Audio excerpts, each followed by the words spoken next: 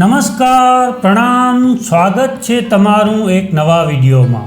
મિત્રો, જો તમને વિડીયો પસંદ આવે તો વિડીયોને લાઈક, શેર અને આપણી ચેનલને સબસ્ક્રાઈબ જરૂર કરજો। તો ચાલો શરૂ કરીએ આજની સ્ટોરી। આ ત્રણેય મહિલાઓએ ભૂલથી પણ તુલસીને જળ અર્પણ કરવું જોઈએ નહીં। એક સમયે દેવી સત્યભામા ભગવાન શ્રી કૃષ્ણ પાસે આવે છે અને તેમને પૂછવા લાગે છે કે હે પ્રભુ, તમે પહેલાં મને તુલસીને જળ અર્પણ કરવાનું અને તુલસી પાસે દીવો પ્રગટાવવાનું મહત્ત્વ કહ્યું હતું, પરંતુ હે પ્રભુ, આજે હું તમારી પાસે તુલસીને જળ અર્પણ કરવાના નિયમો શું છે તે જાણવાના હેતુથી આવી છું। કઈ સ્ત્રી તુલસીને જળ અર્પણ કરી શકે છે અને કઈ સ્ત્રી તુલસીને જળ અર્પણ કરી શકતી નથી, મને આ બાબતે જ્ઞાન આપો। ભગવાન શ્રી કૃષ્ણ કહે છે કે સત્યભામા, આજે તમે એક ઉત્તમ પ્રશ્ન પૂછ્યો છે। તુલસીને જળ અર્પણ કરવાના મહત્ત્વના નિયમો છે, તે નિયમોનું પાલન કરીને જ તુલસીને જળ ચઢાવવું જોઈએ। જો કોઈ વ્યક્તિ આ નિયમોનું પાલન ન કરે તો તે મોટું પાપ કરે છે। દેવી લક્ષ્મી તેમના ઘરનો ત્યાગ કરીને જતા રહે છે। હે પ્રિય, આજે હું તે ત્રણ મહિલાઓ વિશે જણાવવા જઈ રહ્યો છું જેમણે તુલસીને જળ ચઢાવવું જોઈએ નહીં। આ મહિલાઓને તુલસીને જળ ચઢાવવાથી કોઈ શુભ ફળ મળતું નથી। તેનાથી વિપરીત જો તેઓ તુલસીને જળ ચઢાવે છે તો તેઓને મહાપાપ લાગે છે। હે દેવી, તુલસીને જળ અર્પણ કરાવવાના નિયમો જણાવતા પહેલાં હું તમને સારિકાનો પ્રાચીન ઇતિહાસ જણાવી દઉં, જેને તમે ધ્યાનથી સાંભળજો। જે પણ સ્ત્રી આ પ્રાચીન કથા સાંભળે છે તેને 100 વર્ષ સુધી તુલસીને જળ ચઢાવવાનું પુણ્ય મળે છે। જે આ કથા ધ્યાનથી સાંભળે છે અને તેનો પ્રચાર કરે છે તેના દુઃખનો નાશ થાય છે અને તેની દરિદ્રતા દૂર થાય છે। દેવી સત્યભામા કહે છે કે હે સ્વામી, તમારા મુખેથી આ કથા સાંભળવી એ ખૂબ જ સૌભાગ્યની વાત કહેવાય। કૃપા કરીને મને તે કથા કહો, હું ચોક્કસપણે તેને ધ્યાનથી સાંભળીશ। પછી ભગવાન શ્રી કૃષ્ણ દેવી સત્યભામાને તે કથા સંભળાવવાનું શરૂ કરે છે। હવે તમે આ કથાને ખૂબ જ ધ્યાનપૂર્વક સાંભળજો, કારણ કે અડધું અધૂરું જ્ઞાન નુકસાનકારક બની શકે છે। ભગવાન શ્રી કૃષ્ણ કહે છે, હે દેવી સત્યભામા, પ્રાચીન સમયની વાત છે।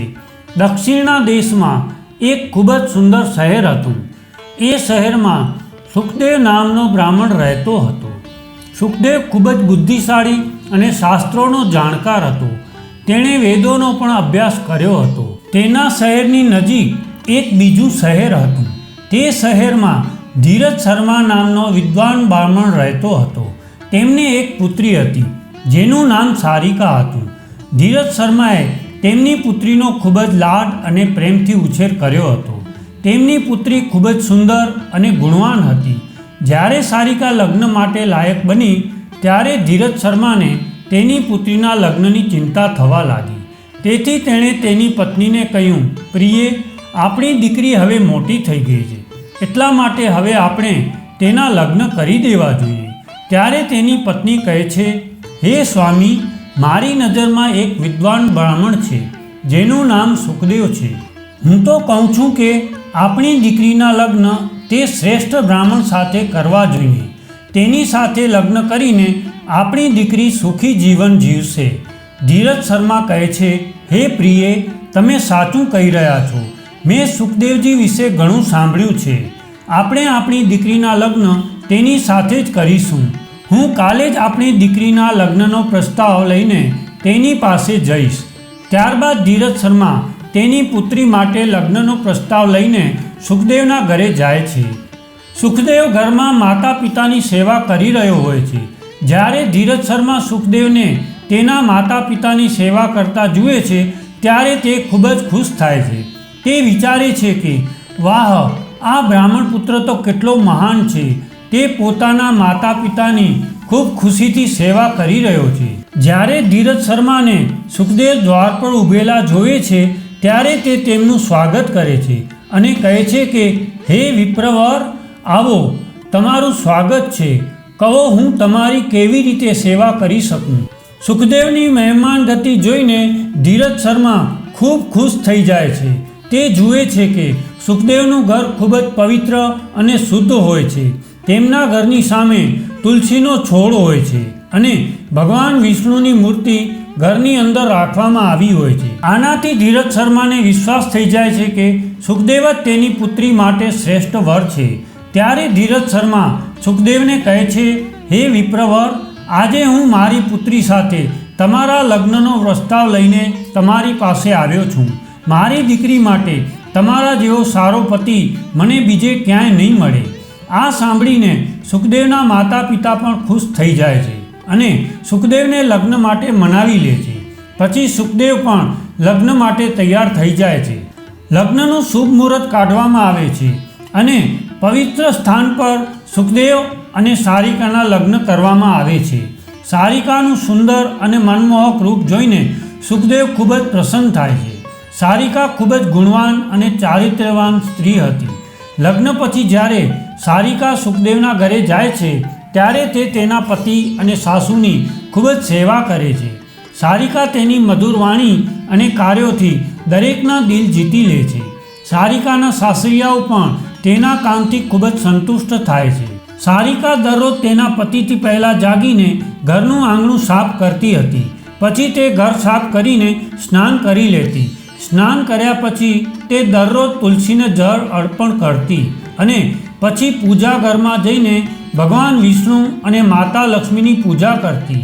પછી ભોજન બનાવ્યા પછી તે તેમાં તુલસીના પાન ઉમેરીને ભગવાન વિષ્ણુને અર્પણ કરતી હતી. તે પછી તે તેના પતિને ભોજન પીરસતી અને પછી પોતે ભોજન કરતી. રાત્રે તે તેના પતિના પગ દબાવતી અને તે સૂઈ જાય પછી તે સૂઈ જતી હતી. સારિકામાં એક પતિવ્રતા સ્ત્રીના તમામ લક્ષણો હતા અને તે પોતાના પતિને ભગવાન માનીને તેમની સેવા કરતી હતી. સારિકાએ ક્યારેય તેના પતિ સિવાય અન્ય કોઈ પુરુષ વિશે વિચાર નહોતો કર્યો. તે સત્ય ધર્મની પાલન કરનાર અને ધાર્મિક કાર્ય કરનાર એક પવિત્ર સ્ત્રી હતી. તેણે ક્યારેય કોઈ અશુભ કામ કર્યું નહોતું. સારિકાના આવા સાત્વિક અને સરળ સ્વભાવને જોઈને માતા લક્ષ્મી પણ તેના પર મહેરબાન થયા. માતા લક્ષ્મી પોતે આવીને તેમના ઘરમાં રહેવા લાગ્યા, જેના કારણે સારિકાના જીવનમાં સુખ સમૃદ્ધિ વધારે વધી ગઈ. ભગવાન શ્રી કૃષ્ણ કહે છે, હે દેવી સત્યભામા, દેવી લક્ષ્મી ફક્ત તે સ્ત્રીઓ પર તેમની કૃપા દ્રષ્ટિ બનાવી રાખે છે જે પતિવ્રતા હોય છે અને જે સાચા ધર્મનું પાલન કરે છે. સારિકામાં એવી તમામ વિશેષતાઓ હતી જે એક પતિવ્રતા સ્ત્રીમાં હોવી જોઈએ. પરંતુ આગળ હું તમને જણાવીશ કે સારિકાની એક ભૂલને કારણે કેવી રીતે દેવી લક્ષ્મી તેના ઘરનો ત્યાગ કરીને જતા રહ્યા. એક દિવસ સારિકાનો પતિ અત્યંત કામાન થઈને સવારે સ્નાન કરીને સારિકા પાસે આવ્યો અને તેણે સારિકા સાથે શારીરિક સંબંધ બાંધ્યો, જેના કારણે સારિકાનું શરીર અપવિત્ર થઈ ગયું હતું. સારિકાનું મન પણ વાસનાના પ્રભાવમાં હતું, તેથી તે પોતાની દિનચર્યા ભૂલી ગઈ હતી. પતિ સાથે શારીરિક સંબંધ બાંધ્યા પછી તેને સ્નાન કર્યા વિના જ તુલસીને સ્પર્શ કર્યો અને તેને જળ અર્પણ કર્યું, જેના કારણે સારિકાના શરીરમાં મહામોહે પ્રવેશ કરી લીધો. સારિકાની બધી ઇન્દ્રિયો ઝણઝણી ઉઠી. સારિકાના શરીરમાં મહામોહે પ્રવેશ કરતાની સાથે જ દેવી લક્ષ્મીએ સુનંદાના ઘરનો ત્યાગ કર્યો અને લક્ષ્મીએ તે સ્થાન છોડી દીધું. ત્યારથી સારિકાના શરીરમાં રહેલ મહામોહે તેને તમામ ધાર્મિક કાર્યથી વંચિત કરી દીધી. સારિકાના પતિ પર પણ આની વિપરીત અસર પડી અને તે કામાન થઈને સારિકા સાથે વિહાર કરવા લાગ્યો. તેનું મન હંમેશા કામ વાસનામાં લાગેલું રહેતું. પછી એક દિવસે સારિકાના પતિએ તમામ સીમાઓ તોડીને સારિકા સાથે તેના માસિક ધર્મ દરમિયાન શારીરિક સંબંધ બાંધ્યો, જેના કારણે સારિકાના શરીરમાં રહેલ બ્રહ્મ હત્યાનું પાપ તેના પતિના શરીરમાંથી પ્રવેશી ગયું. હે દેવી સત્યભામા, જ્યારે સ્ત્રીને માસિક ધર્મ આવે છે ત્યારે બ્રહ્મ હત્યાનું પાપ તેના શરીરમાં 3 દિવસ સુધી રહે છે, કારણ કે બ્રહ્મદેવે ઇન્દ્રના શરીરમાંથી બ્રહ્મ હત્યાના પાપને કાઢીને તેને વૃક્ષો, જળ, અગ્નિ અને અપ્સરાઓને સ્વીકારવાનું કહ્યું હતું. ત્યારથી બ્રહ્મ હત્યાનું પાપ માસિક ધર્મ દરમિયાન સ્ત્રીઓના શરીરમાં રહે છે અને જો કોઈ પુરુષ માસિક ધર્મ દરમિયાન સ્ત્રીને સ્પર્શ કરે છે અથવા તેની સાથે શારીરિક સંબંધ બાંધે છે તો આ પાપ તેના શરીરમાં પ્રવેશ કરે છે. હવે બ્રહ્મ હત્યાના પાપે સારિકાના પતિના શરીરમાં પ્રવેશ કરી લીધો અને તે જમીન પર પડી ગયો. તેને તરત જ કોઢનો રોગ થઈ ગયો. તેના શરીરના અંગો બળવા લાગ્યા. તેના શરીર પર ફોલ્લા દેખાવા લાગ્યા અને તે પીડાથી ચીસો પાડવા લાગ્યો. અરે મારાથી શું અપરાધ થઈ ગયો? મારાથી ભયંકર પાપ થઈ ગયું છે. બધું જાણવા છતાં પણ મેં બહુ મોટું પાપ કર્યો છે. હવે મારી રક્ષા કોણ કરશે? સારિકાના સાસુ તરત જ તે જગ્યાએ આવ્યા અને જોયું કે તેમનો પુત્ર કોઢના રોગથી પીડિત થઈને જમીન પર પડ્યો હતો. તે ગુસ્સે થઈને સારિકાને કહેવા લાગી, અરે કુલટા, અરે પાપી, આ તે શું કર્યું? પોતાના પતિનો ધર્મ ભ્રષ્ટ કર્યો. પતિની આવી હાલત જોઈને સારિકા ખૂબ જ ગભરાઈ ગઈ અને જોર જોરથી રડવા લાગી કે હે સાસુમાં, મને માફ કરો, મારાથી બહુ મોટો અપરાધ થઈ ગયો છે. કામ વાસનાથી પ્રભાવિત થઈને મારાથી અપરાધ થઈ ગયો છે. સારિકાની સાસુએ કહ્યું, અરે પાપી, તું અત્યારે જ આ ઘરમાંથી જતી રહે. તારા જેવી કુલટા સ્ત્રીએ આ ઘરમાં રહેવું જોઈએ નહીં. તે મારા પુત્રનું જીવન નર્ક બનાવી દીધું છે. સારિકા કહે છે, સાસુમાં, હું ક્યાં જાઉં? મારા પતિ સિવાય મારું કોઈ નથી. હું તેમને છોડીને જીવી શકીશ નહીં. સારિકાની સાસુ કહે છે, તું ગમે ત્યાં જઈને મરી જા, પણ હવે તું આ ઘરમાં નહીં રહી શકે. આમ કહી સારિકાની સાસુ તેને ધક્કા મારીને ઘરની બહાર કાઢી મૂકી. ત્યારબાદ સારિકા દુઃખી થઈને ઘરની બહાર નીકળી ગઈ. તેને પોતાની ભૂલનો પસ્તાવો થવા લાગ્યો. તેને સમજમાં નહોતું આવી રહ્યું કે તે હવે શું કરે. સારિકા ચાલતા ચાલતા એક જંગલમાં પહોંચી જાય છે. તે જંગલમાં એક સાધુનો આશ્રમ હોય છે. પછી સારિકા તે આશ્રમમાં મદદ માંગવા માટે જાય છે, પરંતુ ત્યાં કોઈ હોતું નથી. સારિકા તે આશ્રમમાં જઈને બેસે છે અને પોતાની ભૂલો વિશે વિચારીને દુઃખી થવા લાગે છે. ત્યારબાદ થોડા સમય પછી એક ઋષિ આશ્રમમાં આવે છે, જેમનો તે આશ્રમ હતો. જ્યારે ઋષિ એક સ્ત્રીને તેમના આશ્રમમાં દુઃખી બેઠેલી જુએ છે ત્યારે તેઓ આશ્ચર્યચકિત થઈ જાય છે અને તેની નજીક જઈને તે સ્ત્રીને પૂછે છે, હે કલ્યાણી, તું કોણ છે અને આ જગ્યાએ એકલી કેમ બેઠી છે? તારા દુઃખનો શું કારણ છે? ત્યારે તે સ્ત્રી કહે છે, હે મુનિવર, મારું નામ સારિકા છે. મારાથી ઘોર પાપ થઈ ગયું છે. તેના કારણે હું મારા પરિવારથી અલગ થઈને આ સ્થાન પર આવી છું. ઋષિ કહે છે, હે દેવી, તમે આ શું કહી રહ્યા છો? તમે કયું પાપ કર્યું છે? મને વિગતવાર જણાવો. જો હું તમને કોઈ પણ રીતે મદદ કરી શકું તો હું ચોક્કસપણે પ્રયત્ન કરીશ. સારિકા કહે છે, હે મુનિવર, મેં ઘોર પાપ કર્યું છે. માસિક ધર્મ દરમિયાન મેં મારા પતિ સાથે શારીરિક સંબંધ બાંધ્યો હતો. આ કારણોસર મારા પતિ કોઢના રોગથી પીડાય છે અને દુઃખ ભોગવી રહ્યા છે. ત્યારે ઋષિ કહે છે, દીકરી, ચિંતા ન કર. તારા દ્વારા જે પાપ થયો છે તેનું તું પ્રાયશ્ચિત કર. તને પાપમાંથી મુક્તિ મળી જશે. તું આ આશ્રમમાં બેસીને ભગવાન વિષ્ણુની પૂજા કર.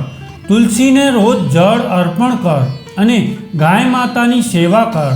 તારો પતિ જલ્દી ઠીક થઈ જશે. પછી સારિકાએ આશ્રમમાં રહીને દરરોજ ભગવાન વિષ્ણુની પૂજા કરવા લાગી.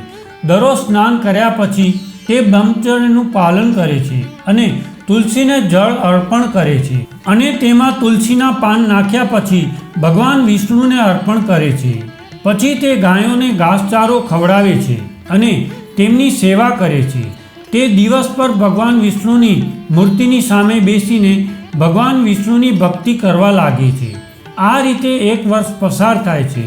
ભગવાન વિષ્ણુ સારિકાની દ્રઢ નિષ્ઠા અને ભક્તિથી અત્યંત પ્રસન્ન થાય છે અને સારિકાને સાક્ષાત દર્શન આપે છે. ભગવાન વિષ્ણુને સાક્ષાત પોતાની સામે ઊભેલા જોઈને સારિકા તેમને વારંવાર પ્રણામ કરવા લાગે છે. ત્યારે ભગવાન વિષ્ણુ સારિકાને કહે છે, હે પુત્રી, તે ખૂબ શ્રદ્ધા અને ભક્તિથી મારી આરાધના કરી છે, તેથી હું તારા પર પ્રસન્ન છું. તું મને કહે કે તારી શું ઈચ્છા છે? ત્યારે સારિકા કહે છે કે હે પ્રભુ, કૃપા કરીને મને જણાવો કે મારા કયા દોષને લીધે મારી અંદર કામ વાસનાનો વાસ થયો છે, જેના કારણે મારાથી ઘોર પાપ થઈ ગયું અને મારા પતિને કોઢનો રોગ થયો. ત્યારે ભગવાન વિષ્ણુ કહે છે, હે દીકરી, હવે તું ધ્યાનથી સાંભળ. તારા દ્વારા અજાણતા એક પાપ થઈ ગયું હતું, જેના કારણે મહામોહે તારી અંદર પ્રવેશ કરી લીધો હતો. એક દિવસ તે તારા પતિ સાથે શારીરિક સંબંધ બાંધ્યા પછી સ્નાન કર્યા વિના તુલસીને જળ અર્પણ કર્યું હતું. જ્યારે પતિ પત્ની શારીરિક સંબંધ બાંધે છે ત્યારે તેમનું શરીર અપવિત્ર થઈ જાય છે અને આવી સ્થિતિમાં તુલસીને ક્યારે સ્પર્શ ન કરવો જોઈએ. તુલસી એ લક્ષ્મીનું સ્વરૂપ છે. તે અપવિત્ર અવસ્થામાં તુલસીને જળ અર્પણ કર્યું હતું, જેના કારણે દેવી લક્ષ્મી તમારા ઘરનો ત્યાગ કરીને જતા રહ્યા અને પછી મહામોહે તારી અંદર પ્રવેશ કર્યો. એ મહામોહને કારણે તારી અને તારા પતિની અંદર કામવાસનાનો પ્રભાવ વધુ વધ્યો અને માસિક ધર્મ દરમિયાન સ્ત્રી સાથે શારીરિક સંબંધ બાંધવાને કારણે તારા પતિને કોઢનો રોગ થયો. ત્યારે સારિકા કહે છે, હે પ્રભુ, મારાથી અજાણતા આટલો મોટો પાપ થયું છે. હવે આ પાપનું પ્રાયશ્ચિત શું છે? ત્યારે ભગવાન વિષ્ણુ કહે છે, હે સારિકા, તે 1 વર્ષ સુધી બ્રહ્મચર્ય વ્રતનું પાલન કરીને આ પાપનું પ્રાયશ્ચિત કરી લીધું છે. એટલા માટે હવે તું આ પાપથી મુક્ત છો. પછી સારિકા કહે છે, હે પ્રભુ, કૃપા કરીને મને જણાવો કે તુલસીને કઈ સ્થિતિમાં જળ અર્પણ ન કરવું જોઈએ અને તુલસીને જળ અર્પણ કરવાના શું નિયમો છે? ત્યારે ભગવાન વિષ્ણુ કહે છે, હે સારિકા, હવે હું તને તુલસીને જળ અર્પણ કરવાના નિયમો કહું છું. તેને તું ધ્યાનથી સાંભળ. હે પુત્રી, તુલસી ખૂબ જ પવિત્ર છોડ છે. તે મને સૌથી પ્રિય છે. એટલા માટે તેની સાત્વિકતા બની રહેવી જોઈએ. આ છોડને અપવિત્ર અવસ્થામાં ક્યારેય સ્પર્શ કરવો જોઈએ નહીં. જે સ્ત્રી માસિક ધર્મમાં હોય તેણે આ છોડને ક્યારેય સ્પર્શ કરવો જોઈએ નહીં. માસિક ધર્મ દરમિયાન સ્ત્રીના શરીરમાં બ્રહ્મહત્યાનું પાપ હોય છે. આવી સ્થિતિમાં સ્ત્રીઓએ તુલસીને જળ અર્પણ કરવું જોઈએ નહીં. કોઈ પણ પુરુષ કે સ્ત્રીએ શારીરિક સંબંધ બાંધ્યા પછી તુલસીના છોડને સ્પર્શ ન કરવો જોઈએ અને તેને જળ અર્પણ કરવું જોઈએ નહીં. જ્યારે સ્ત્રી અને પુરુષ શારીરિક સંબંધ બાંધે છે ત્યારે તેનું શરીર અપવિત્ર થઈ જાય છે. આવી સ્થિતિમાં તુલસીના છોડને સ્પર્શ કરવાથી દોષ લાગે છે. દેવી લક્ષ્મી આવી જગ્યા છોડીને જતા રહે છે. હે પુત્રી, જે સ્ત્રી તેના પતિને છોડી ગઈ હોય, જે સ્ત્રી લગ્ન બાદ પતિને છોડીને બીજા પુરુષ સાથે રહેતી હોય, ત્યારે આવી સ્ત્રીઓએ પણ તુલસીને જળ ન ચઢાવવું જોઈએ. તુલસીને પૂજા કરવાનો અધિકાર માત્ર પતિવ્રતા સ્ત્રીઓને જ છે.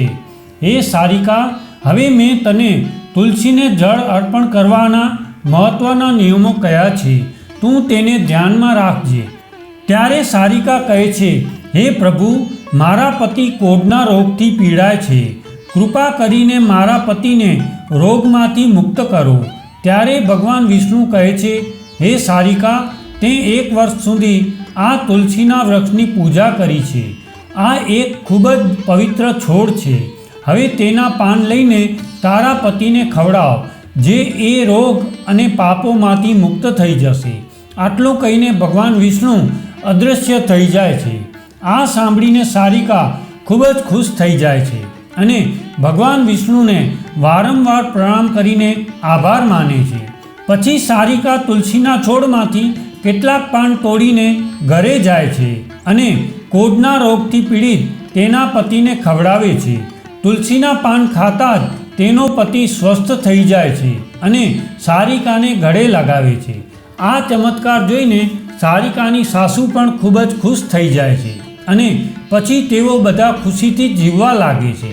ભગવાન શ્રી કૃષ્ણ કહે છે, હે સત્યભામા, તેથી આવી સ્થિતિમાં મહિલાઓએ તુલસીને જળ અર્પણ ના કરવું જોઈએ અને તુલસીને સ્પર્શ પણ ન કરવો જોઈએ, નહીં તો વ્યક્તિએ તેના અશુભ પરિણામો ભોગવવા પડે છે, જેવું સારિકા સાથે થયું.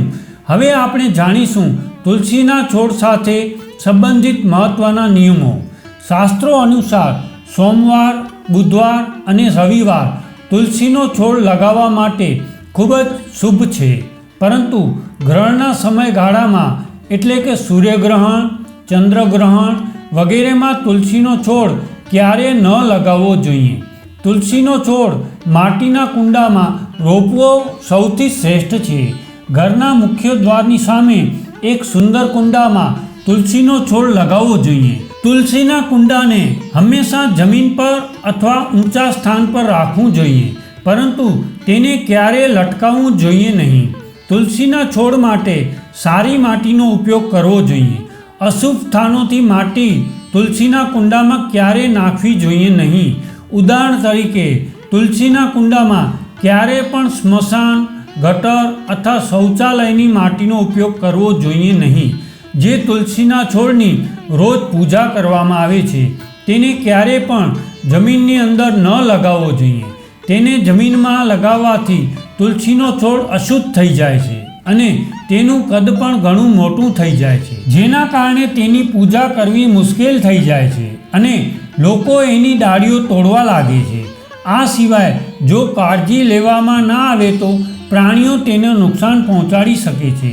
તુલસીનો છોડ લગાવવા માટે ઉત્તર, ઉત્તર પૂર્વ અને પૂર્વ દિશાઓ શ્રેષ્ઠ માનવામાં આવે છે. આમાં ઉત્તર પૂર્વ દિશા ખૂબ જ શુભ છે. આ દિશામાં તુલસીનો છોડ લગાવવાથી ઘરનું વાતાવરણ સકારાત્મક બને છે અને શુભ પરિણામ પ્રાપ્ત થાય છે. જો આંગણામાં તુલસીનો છોડ લગાવવામાં આવે તો તે ખૂબ શુભ હોય છે. તુલસીનો છોડ ક્યારેય દક્ષિણ પૂર્વ દિશામાં લગાવવો જોઈએ નહીં. આ અગ્નિ દિશા છે. જો તુલસીના છોડને આ દિશામાં રાખવામાં આવે તો તે ઝડપથી સુકાઈ જાય છે. તુલસીનો છોડ ક્યારેય અંધારામાં ન રાખવો જોઈએ. તેની પાસે દીવો પ્રગટાવવો જોઈએ. આ સિવાય તુલસીના છોડ સાથે ચૂંદડી બાંધવી જોઈએ. તુલસીનો છોડ ચૂંદડી વિના અધૂરો માનવામાં આવે છે. તમારે તુલસીના છોડને લીલા રંગની બંગડી, લાલ કે સફેદ દોરો અવશ્ય બાંધવો જોઈએ, પરંતુ તુલસીને ક્યારેય બાજુ પર ન રાખવી જોઈએ. તુલસીના પાન તોડતી વખતે એ વાતનું ધ્યાન રાખો કે તુલસીના પાનને છરી વગેરે જેવી તીક્ષ્ણ વસ્તુનો ઉપયોગ કરીને ન તોડવા. તુલસીના પાનને આંગળીઓથી જ તોડવા જોઈએ. તુલસીના છોડની ડાળી ક્યારેય ન તોડવી જોઈએ. તેમાં થોડો વધુ સમય લાગી શકે છે, પરંતુ માત્ર તુલસીનું એક પાન તોડવું જોઈએ. જરૂરી હોય તેટલા જ પાંદડા લેવા જોઈએ. પાંદડા તોડતી વખતે નખનો ઉપયોગ ન કરવો જોઈએ. આનાથી સ્ત્રીનું સૌભાગ્ય નષ્ટ થઈ જાય અને દુર્ભાગ્ય આવે છે. એકાદશીના દિવસે તુલસીના પાન ક્યારેય ન તોડવા જોઈએ. એકાદશીના એક દિવસ પહેલાં તુલસીના પાન તોડીને રાખવા જોઈએ. સૂર્યગ્રહણ કે ચંદ્રગ્રહણ વખતે તુલસીને સ્પર્શ ન કરવો જોઈએ. તુલસીના પાન કોઈ પણ દિવસે સાંજના સમયે ન તોડવા જોઈએ. તુલસી સાંજે નિંદ્રા અવસ્થામાં હોય છે. આવા સમયે તુલસીના પાન તોડવાને પાપ માનવામાં આવે છે. જૂના સૂકા તુલસીના પાન ક્યારેય ફેંકવા જોઈએ નહીં. તેને જમીનમાં દાટી દેવા જોઈએ, પરંતુ તેને ક્યારેય ગટર કે કચરા પેટીમાં નાખવા જોઈએ નહીં. રવિવારે તુલસીને જળ ચઢાવવું જોઈએ નહીં. આ દિવસે પાંદડા પણ ન તોડવા જોઈએ. તુલસીને જળ ચઢાવવા માટે માત્ર શુદ્ધ પાણીનો ઉપયોગ કરવો જોઈએ. તુલસીને ક્યારેય પણ ગંદુ પાણી ચઢાવવું જોઈએ નહીં. તુલસીનો છોડ ભૂલથી પણ ગંદી જગ્યાએ ન લગાવવો જોઈએ. ઘણી વખત સ્ત્રીઓ તુલસીનો છોડ એવી જગ્યાએ લગાવે છે જે અશુદ્ધ હોય. ઉદાહરણ તરીકે તુલસીનો છોડ ક્યારેય ગટરની નજીક, વાસણો કે કપડાં ધોવાની જગ્યા પર લગાવવો જોઈએ નહીં. આના કારણે શું થાય છે? તુલસીના છોડમાં ગંદુ પાણી આવે છે. આ ખૂબ જ અશુભ માનવામાં આવે છે. તુલસીમાં ગંદુ પાણી પડવાથી તુલસી અશુદ્ધ થઈ જાય છે. તુલસીને સ્નાન કર્યા વિના જળ ચઢાવવું જોઈએ નહીં. જે પણ સ્ત્રી તુલસીને જળ અર્પણ કરે છે તેણે સ્નાન કરીને માથામાં સિંદૂર લગાવીને તુલસીને જળ અર્પણ કરવું જોઈએ. ત્યારે જ માતા તુલસી આ જળને સ્વીકારે છે. જેઓ અપરિણિત છે અથવા જેમના પતિ નથી તેમણે સિંદૂર લગાવવાની જરૂર નથી. ધ્યાન રાખો, તુલસીનો છોડ ક્યારેય સુકાવવો જોઈએ નહીં. તે અશુભ સંકેતો લાવે છે. જ્યારે તુલસીનો છોડ સુકાઈ જાય ત્યારે સમજી લેવું જોઈએ ઘરમાં નકારાત્મક શક્તિનો વાસ છે, એટલા માટે તરત જ વાસ્તુ ઉપાયો કરવા જોઈએ. ગુરુવારે તુલસીના છોડમાં કાચું દૂધ નાખવાથી માતા લક્ષ્મી અત્યંત પ્રસન્ન થાય છે. ઘરમાંથી દુઃખ, ગરીબી અને અશાંતિનો અંત આવે છે. ગુરુવારે કેળાના છોડની સાથે તુલસીની પણ પૂજા કરવી જોઈએ. આનાથી અપાર ધન અને સંપત્તિ પ્રાપ્ત થાય છે, જેનો ક્યારેય ખર્ચ થતો નથી. ભગવાન વિષ્ણુ કેળામાં અને માતા લક્ષ્મી તુલસીમાં વાસ કરે છે, એટલા માટે ગુરુવારે તેમની પૂજા અવશ્ય કરવી જોઈએ. આ રીતે ભગવાન શ્રી કૃષ્ણએ દેવી સત્યભામાને તુલસીને જળ ચઢાવવાનું મહત્ત્વ જણાવ્યું છે. તો મિત્રો, આ કથા તમને કેવી લાગી કમેન્ટમાં જરૂર જણાવજો. અને જો વિડીયો પસંદ આવ્યો હોય તો વિડીયોને લાઈક, શેર અને આપણી ચેનલને સબસ્ક્રાઈબ જરૂર કરજો. જય શ્રી કૃષ્ણ.